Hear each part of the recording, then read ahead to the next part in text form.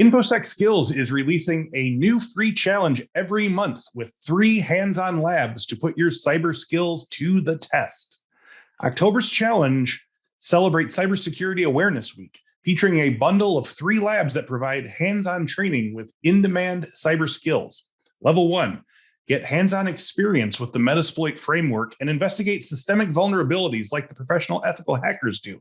Level 2, leverage sudo to set up user permissions and explore the harmful side effects of improper implementation.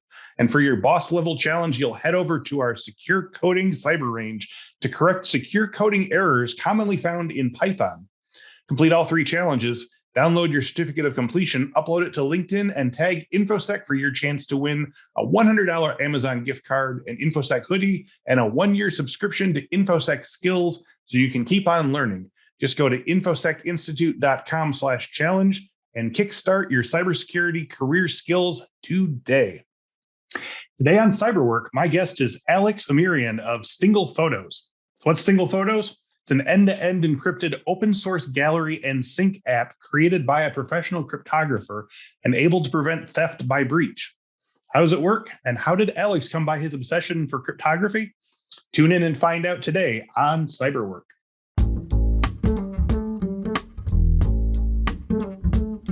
Welcome to this week's episode of the Cyberwork with Infosec podcast. Each week, we talk with a different industry thought leader about cybersecurity trends, the way those trends affect the work of Infosec professionals, and offer tips for breaking in or moving up the ladder in the cybersecurity industry. Alex Amiryan is a software developer with over 18 years of experience, specializing in cybersecurity and cryptography. From early school years, he was obsessed with computers and technology in general. Alex is the creator of popular SafeCamera app, which was the predecessor of Stingle Photos. So Alex's story came to me in regards to his work with Stingle Photos, which is a photo sharing app, and its connection to cryptography and encryption. And it seemed like a very good tie-in in terms of thinking about the way images, videos, and just information in general is being sent through the internet in comparatively unsafe or intentionally unprotected ways. And so I want to sort of talk with Alex about some of the ways forward here. So Alex, thank you for joining me today and welcome to Cyberwork. Thank you very much. Thank you for inviting me. I'm really glad to be your guest today. My pleasure as well. So we like to start out every episode by getting the story of our guest cybersecurity journey in their own words. And it said in your bio that you've been interested in computers and tech from your early school years. What was the original draw to that? And also, what was the draw? You've become kind of an authority on cryptography and encryption. Like, how did one go to the other? Was it just a natural progression?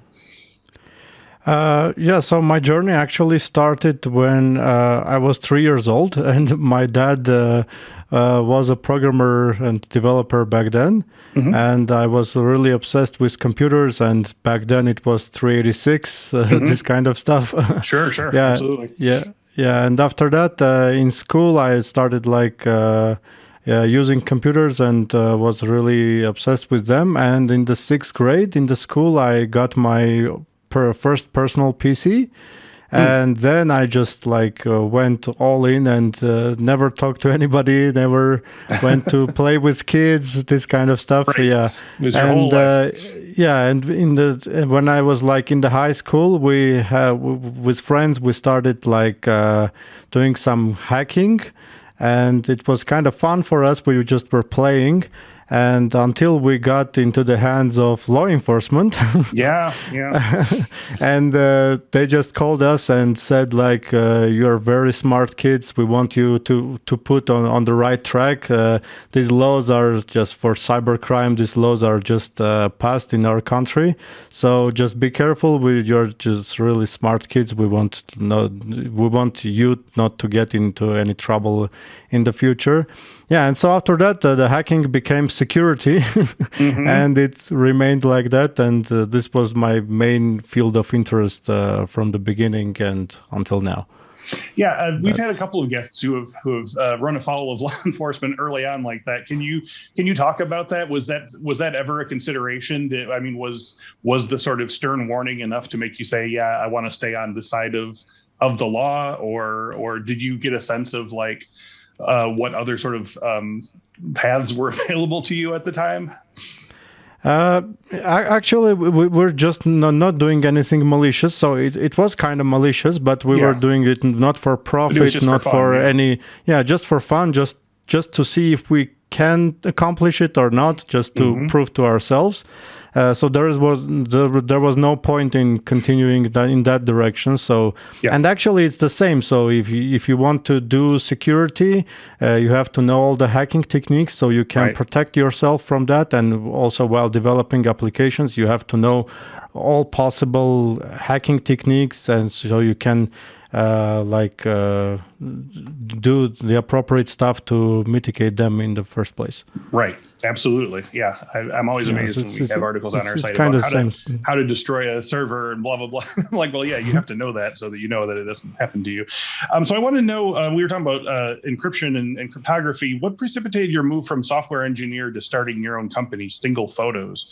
What skills did you take from your previous job into starting your own company? And what was the sort of, were you dissatisfied with just being a software engineer? Was this another interest that budded later on? So actually, let me tell you the backstory of Stingle Photos, like why and how this idea came. So actually, at some point, I started de-googling my life and moving away from all kind of Google services. And I found a really good alternative for Gmail, for email, for notes, for search. But when I came to find some good, like privacy-respecting, secure alternatives to Google Photos, I found nothing. So this was like aha moment for me. Like why there is no? So there are some solutions that are really complicated and they're not practical even for a developer like me, like. Hosting your own server and using Nextcloud, this kind of stuff. But also this is also not really secure, because now instead of Google, you're trusting your cloud provider where you bought your server, right? There you go. And other than that, there are some like practical and very convenient solutions which are practically the same as Google. So they are not encrypted, and the provider gets all of your photos and videos in the clear. It's like Amazon Photos, Apple iCloud, some KeepSafe, I don't know, this kind of apps, and they're all practically the same, so there's no point of switching. So then I decided why I have the skills and I have the motivation, and also like for your question about what kind of skills I took from my experience. So I was a CTO in my last company, and I took like my development skills, my cryptography, security skills, and also management skills, which are helping a lot right now. Yeah, that's a really good leads into my next question here. Can you give any advice for listeners who might be about to take the plunge and create their own business? What skills did you take from engineering that are helping you in this management sphere? And if you had any pitfalls in creating your own business, can you talk about like how you overcame them or what to avoid? Yes, sure. So my first advice will be, if someone is willing to start their own business, just find a good idea, find something that is needed. So like find a gap in some industry where you can see that people have this pain, have this need. And also it can be like in my case, so it can come from your own experience, right? So you're trying to find something. Yeah, you're trying to find something and there is nothing that satisfies you. So this is probably the place where to start, because you can think about it like this. So if you have this problem, if you have this need, there are probably several million people who have the same need and problem like you. So you can start right there. Other than that, be persistent, be motivated, just have fun. Like maybe it will not go well at the first. Also, you have to learn a lot of like business related stuff, like for raising money, for pitching your product. This is not something you're familiar with if you're a developer. And at the end, the last advice will be like just hire the right person person. So like do a lot of interviews, like spend a lot of time on interviews and selecting right people, because at the beginning it's really crucial to have right people next to you, and especially it's about co-founders if you have one. Yeah. Now, so let's sort of dig into Stingle Photos and what differentiates it. You describe it in your bio as a secure end-to-end encrypted gallery and sync app. So can you tell me how it works specifically and how it differs from the photo apps that you mentioned, Google Photos and iPhoto and all that kind of stuff? What did you do differently? So Stingle Photos is, as you said, it's end-to-end encrypted, open source, gallery, and sync app. So let me explain what is end-to-end encryption. So usually all of these services, they're encrypting your data in transit, so nobody in between can intercept it. But at the other end, it's their servers, and they're receiving it in the clear. And that's the problem. So the provider has your data. End-to-end encryption means that it's encrypted from one end to the second end, but on both ends are actually you. So you encrypt that. So all the encryption occurs, in case of Stingle Photos, all the encryption occurs on your device with the keys that only you have and nobody else. And we just provide a service for storing your data. And syncing it between your devices, but we have no visibility on the data itself whatsoever. So you have the keys, only you control your keys, and nobody else. So this effectively gives the advantage of the nice feature of Stingle Photos is that, for example, we see a lot of different data leaks all the time, right? So the last one was T-Mobile, if you know that they leaked a lot of data. And if you think about it, these large companies have like billions of dollars in cash, and they're still failing to protect their user data. You can think of like, if I get large enough, I will be hacked too, maybe one day, right?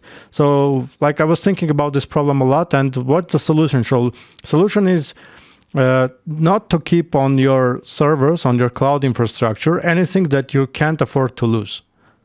Plain and simple. So this is a whole idea behind Stingle Photos, and it was like designed and developed with this mindset from the day one. And it's like this right now. So if somebody would hack the servers and steal all the databases, files, scripts, everything from there, they will get like plain nothing out of it, because we don't have access, and so does everybody else. So the way it's working, if I'm imagining it in my head, is like if you had like a storage locker and someone just brought in an empty black box that you can't get into, and they put it in your storage locker, and you're like, well, we're storing it, but I have no idea what's in there, and I have no way to look into there. So that's really interesting. So like you say, if you do get hacked, then they're just getting a mess of nothing. So that's really interesting. So like I said, we mentioned some of the other photo sharing on personal and professional level. It's beyond widespread at this point. It's ubiquitous. And we all sort of whistle past the graveyard when we think about the sites that we post things on, whether social media, Facebook, Instagram, or photos, sharing sites or storage sites like Google Photos or what have you. But these sites are sort of unabashedly porous in their approach to safety and privacy. So I mean, I think it's working out for you in that you're providing something that they aren't. But do you foresee your sort of unusual method of end-to-end encryption ever taking off with these other companies, or is this something that you think that they really don't want to lose that sort of access to your data? So actually, it comes from their business model. So they will not, like Google and Facebook particularly, they will not opt in for this kind of stuff, because they want your data. So you are using Google and Gmail and all the Google services for free, right? And you're using the Facebook for free. Are you paying monthly fee for Facebook? No. So, but it's expensive, right? To keep all this infrastructure, and they need to generate money. So they generate money from advertising, and for advertising for the first thing that you need is to know the people that you have, so you can do more targeted advertising. And these companies are really like data hungry, so they want as much data as possible to serve you as relevant ads as possible. And if more relevance the ad, the more money they get, because advertisers are more likely to go and advertise on their platforms. So I don't see in foreseeable future that they're gonna change something. Or the other possibility is, for example, if the laws change and they require these companies to do end-to-end encryption, but this is not. This is unlikely too, because it's everything is going in the opposite direction actually. So lots of countries are trying to pass laws to incorporate backdoors in the encryption, so they can view the data, because they don't like that people can communicate secretly, and they don't have any visibility over that.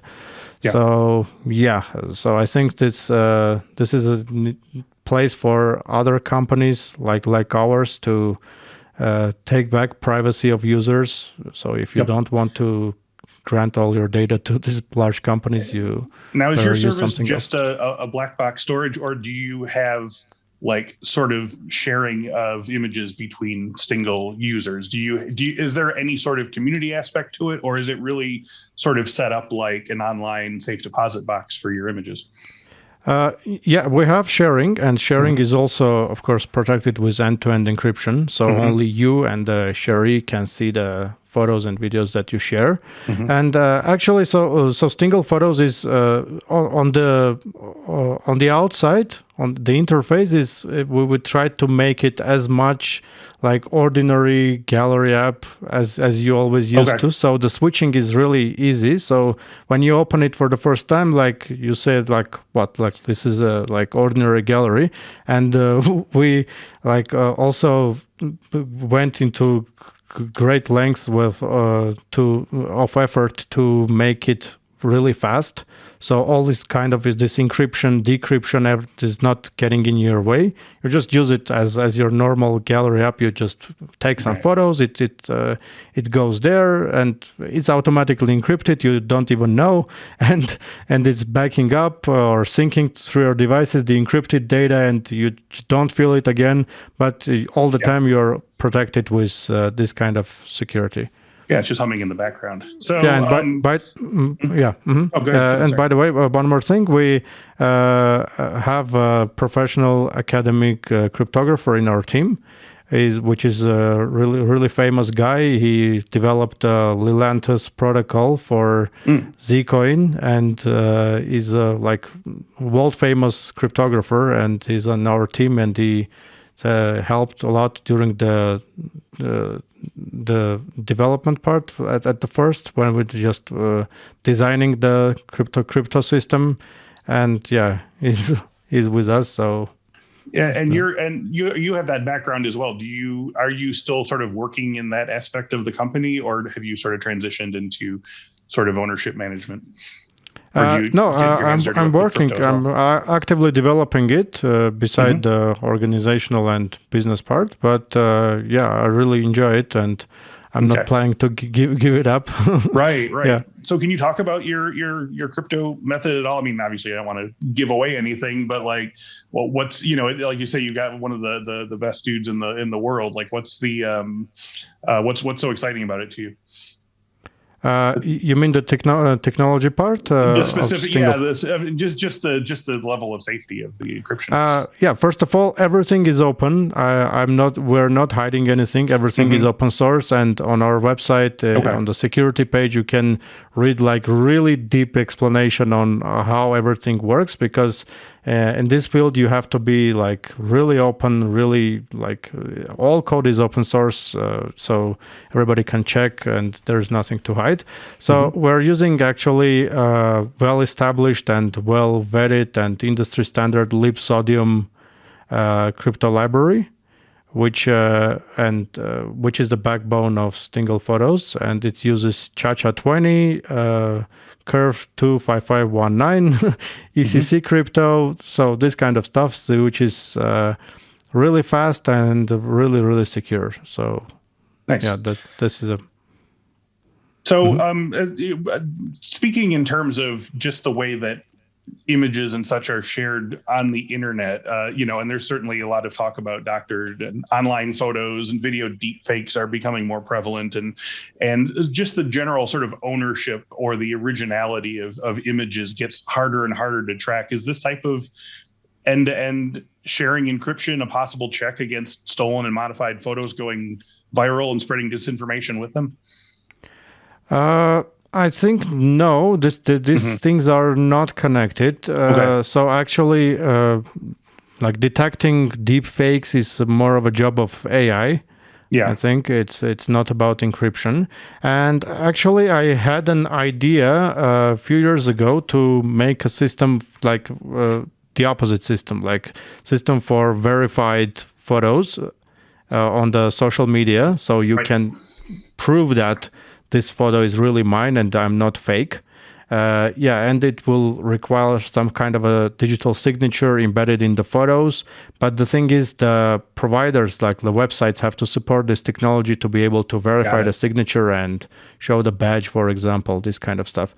So maybe it's something I will develop in the future. Okay, that's a whole other course. Okay. Yeah, but for detecting deep fakes, I think it's a whole another topic. Not going to work. Yeah. So, what sorts of what's the average Stingle photo client? What do you have, like people with like large, like photographers with large collections? Like what sorts of people are using and enjoying your service?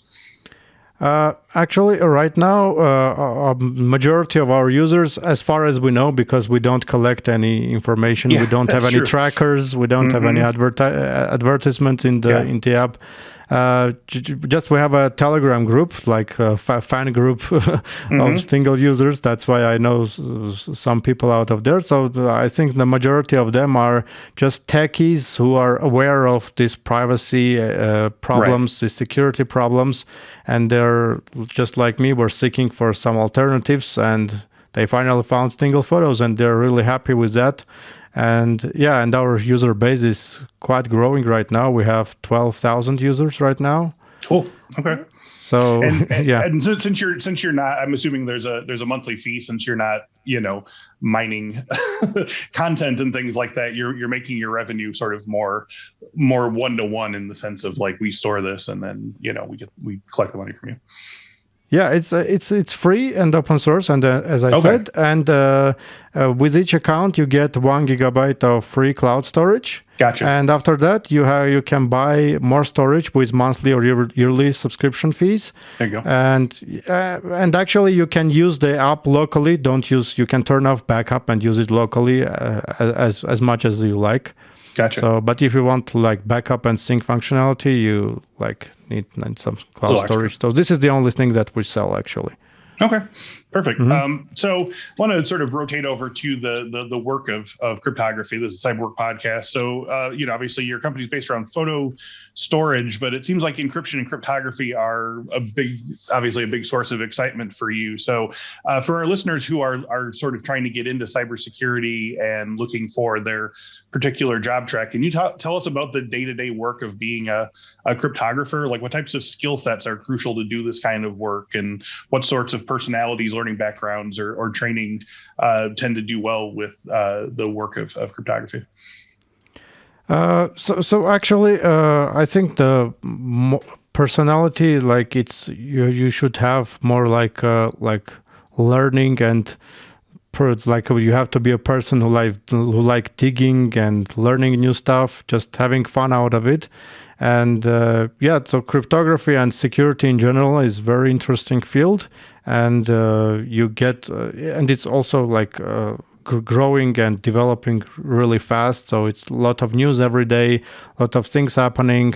And it's really interesting place to be right now, and because it's so much, it became so much larger of a problem for the whole industry right now, because everybody's getting hacked. There's ransomware groups that are infiltrating large enterprises and demanding large ransoms.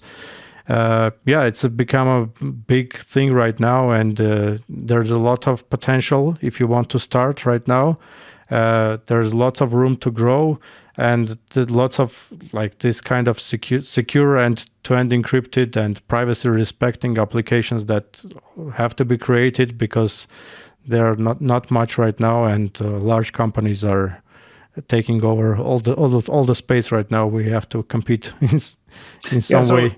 if our listeners are hearing this and saying that sounds great, and I'm glad it's a growing field and I want to get involved in it, what would you recommend are some concrete steps that they could start tonight that would put their foot on the path to doing this type of work? Like what type of study, YouTube videos, online stuff, reading, like where do you sort of get that first spark?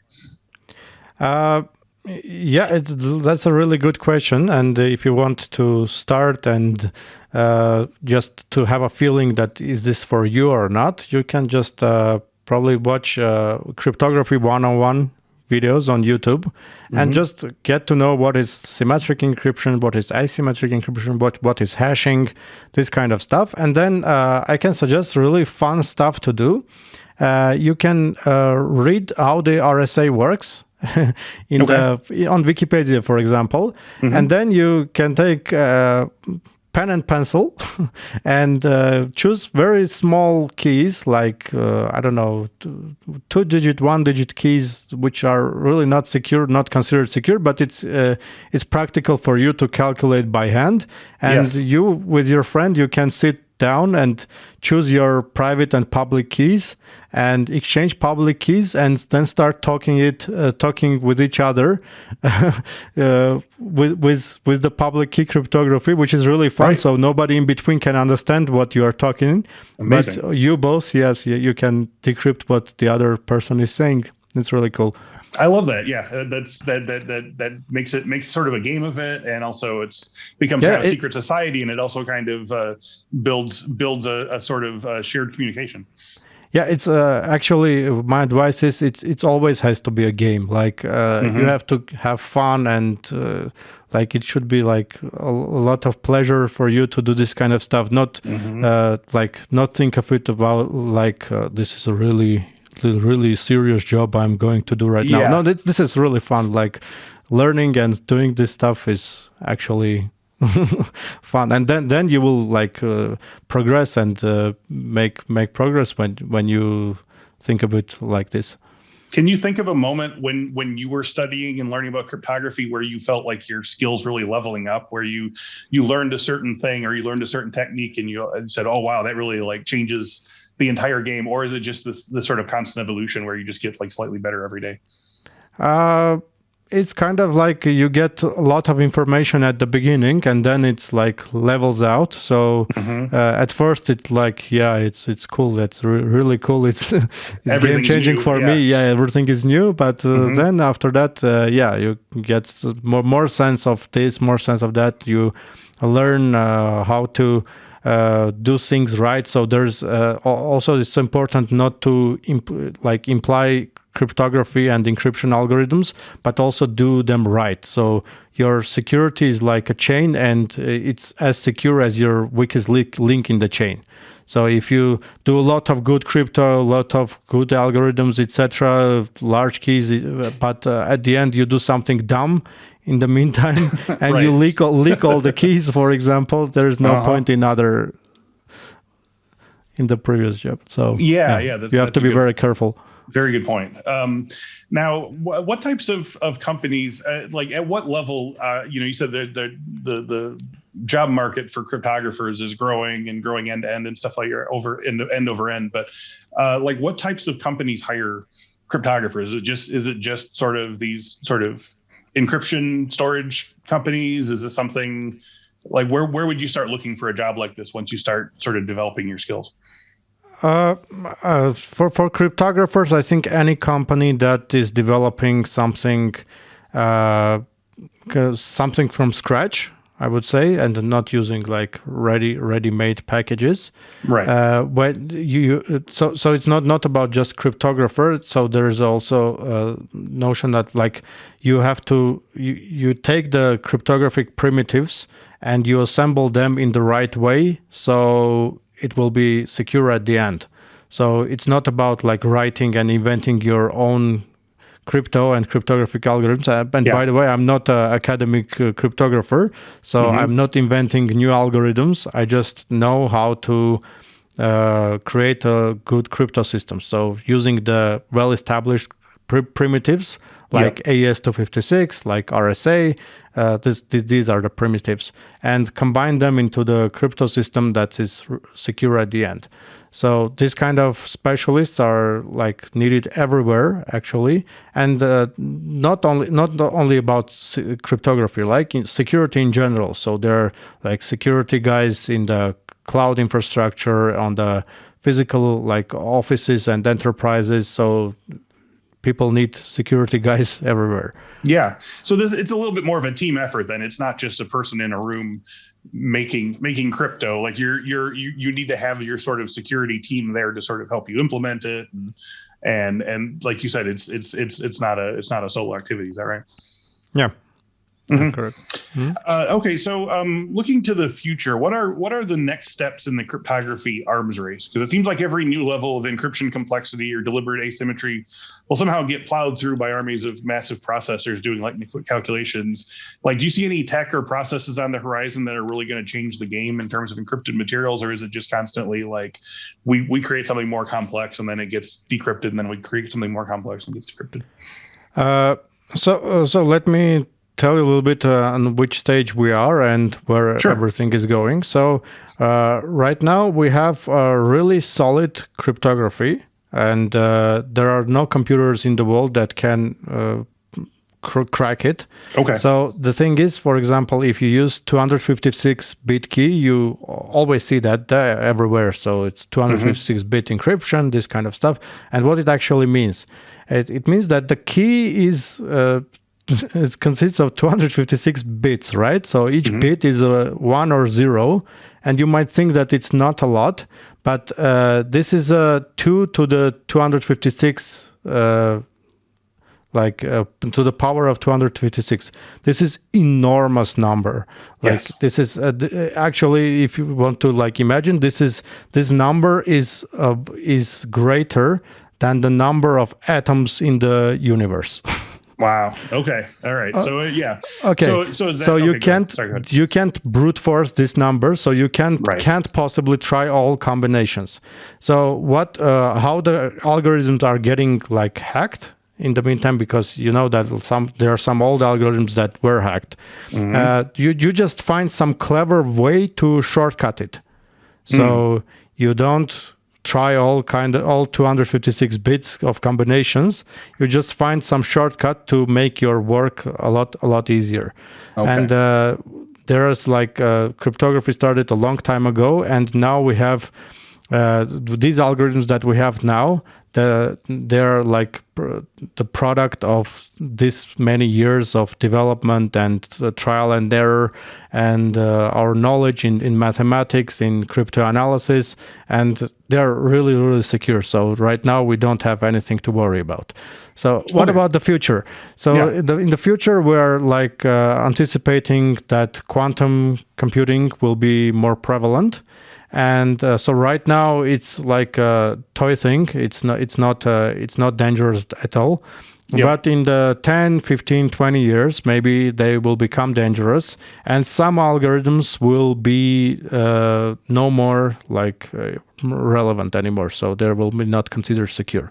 But for right now, cryptographers are already inventing new algorithms and which are quantum proof. So we know what is quantum computing, and we know what to expect from that. And we now already developed algorithms that are quantum proof, and we also have a lot of time to move our industry away from the older and vulnerable algorithms. Gotcha. So this is still ultimately going to come down to sort of errors of programming. I hate to say human error, but with the encryption being as sort of bulletproof as it is, it's ultimately going to come down to, like you said, sort of unforced errors and things like that. And that's where breaches still come from. Yeah, absolutely. That's why we think that open source is the way to go. So not only your employees are looking at the code, but the whole world is looking at the code, and you give the opportunity for everybody to audit it and find any bugs maybe that will that will hurt you in the future.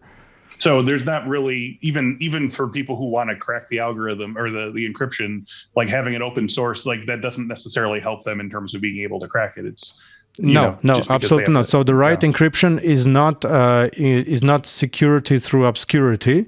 Right. So you're not hiding your algorithm. So you are actually hiding your keys, and keys have the users, which are protected for them, protected with their password. And in case of Stingle Photos, it's really important for you to choose a good password, at least 8 or 9 characters long. Yep. So your keys will be protected. Yeah, and other than that, This is a thing. All right. So as we wrap up today, can you tell me some upcoming projects you're working on with Stingle Photos or elsewhere that you're excited to share with our listeners? Absolutely. So right now we're releasing our iOS version of the app. So before that we had only Android version, and iOS version is public beta right now. So users can find it if you want to be the first to test it and play with it.